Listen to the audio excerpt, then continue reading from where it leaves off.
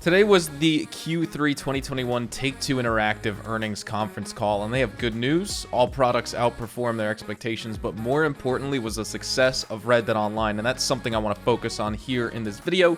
So if you're interested in anything numbers related and want to see the current performance of RDO as a title, then thanks for clicking on this video and welcome back to the show. If you enjoy this video at any point, or if you just find it helpful, let me know by dropping a like on this video. And if you want to stay up to date and in the loop with everything Red Dead Redemption 2 and Red Dead Online, consider hitting that subscribe button with your bell notifications turned on.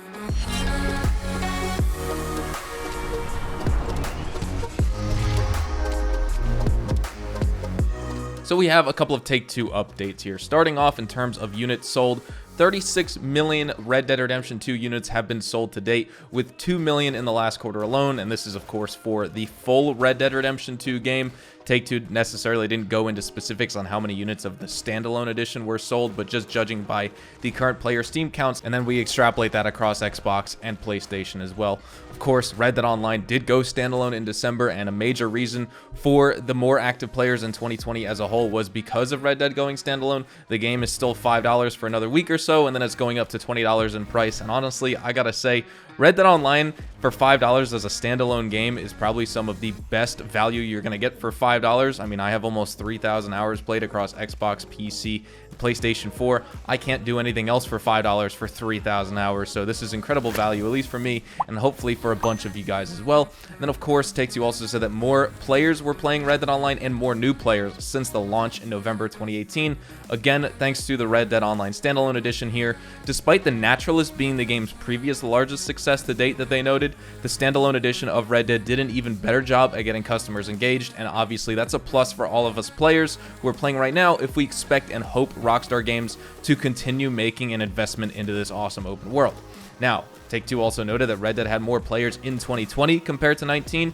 2019 saw the Gun Rush update, which was very, very small. We had the February 26th update, which introduced like the Evans repeater and things like that, the Jawbone knife. The May 14th spring update, which brought the game out of beta. Actually, sorry, that one had the Jawbone knife, new stranger missions, stuff like that. The Nacogdoches Saddle Edition. Then finally, we had Frontier Pursuits, which brought new ability cards, the Trader, Collector, and Bounty Hunter roles. And then we had the Moonshiner role in December of 2019. Frontier Pursuits and Moonshiners were the two larger updates for the game that year. And in 2020, we really only saw some new showdown maps at the beginning of March or like mid-March time, and then the Naturalist DLC at the end of July, and then the Bounty Hunter expansion at the beginning of December, and then of course Red Dead Online went standalone at the same time as well. And it seems like Rockstar was kind of mimicking what they do with GTA Online now, where you see two large releases per year instead of a more frequent, smaller content drop like they used to do in the mid-2010s. More new updates are of course coming in 2021, as Take-Two said, and as you know, we just made a video about this.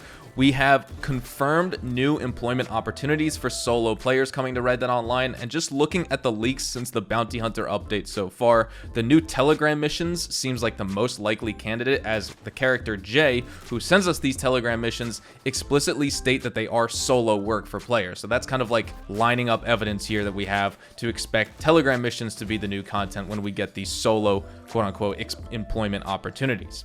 Now, Take-Two is also seeking increased Rockstar Games development capacity, basically meaning more consistent content releases and updates for both online titles between Red Dead Online and GTA Online, and possibly future new titles as well. There weren't any actual details besides on what we just discussed, but something I think we're seeing in practice in-game now is finally more Outlaw Passes coming at a more frequent rate. Before, they were only saved for the release of a DLC, for example, Outlaw Pass 1 with Frontier Pursuits, OP2 with Moonshiners, Outlaw Pass 3 with the Naturalist, and then Outlaw Pass 4 with the Bounty Hunter expansion, and in between them we had months of downtime before each new one. And while I guess that's still a possibility for that to happen in the future, Outlaw Pass 4 does expire March 15th, and Outlaw Pass 5 is already in the game. It's just obviously not unlocked for us players yet, so it wouldn't surprise me if it drops the next day on the Tuesday update, March 16th, like if it's just a weekly Tuesday update. That would indeed bring Outlaw Passes up to the industry standard, with the trend of like the battle passes and the season passes, releasing them consistently and having these passes just be basically like a constant flow of content for players,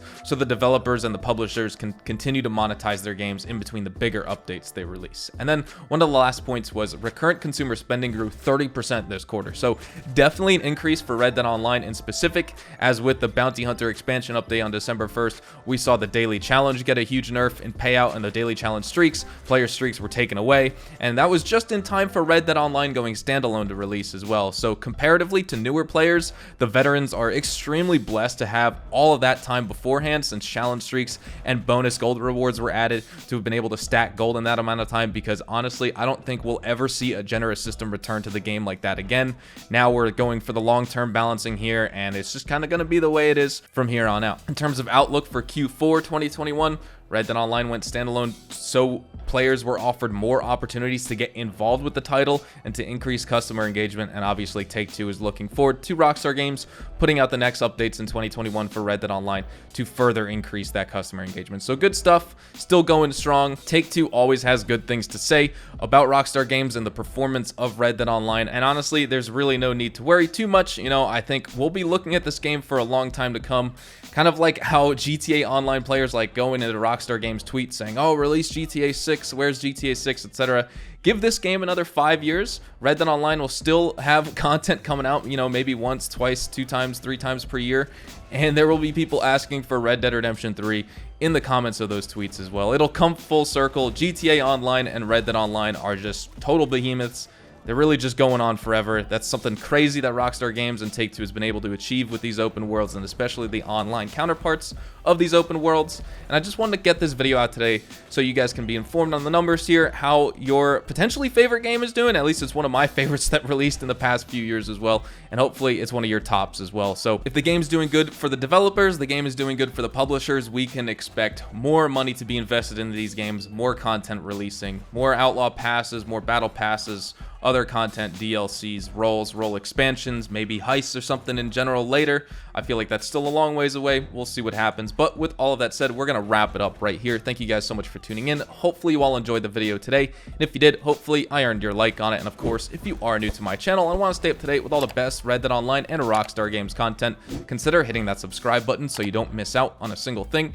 We consistently talk about updates, news, information, tips, tricks, and even leaks, and we'll keep you guys updated here on the channel daily, so make sure you hit that subscribe button. If you guys want to follow me over on Twitch, Twitter, and Instagram, those are the best places to get connected with me outside of YouTube. I practically live on all 3 of those websites, and you're more than welcome to ask me any questions on there. You can follow me at HazardousHDTV, and all of my social media links can be found in the description down below. With that being said, thank you all so much for watching, everyone. Hope you all have a fantastic day.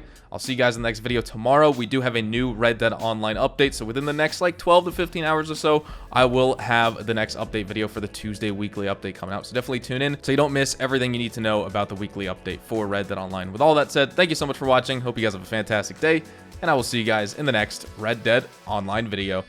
Adios, amigos.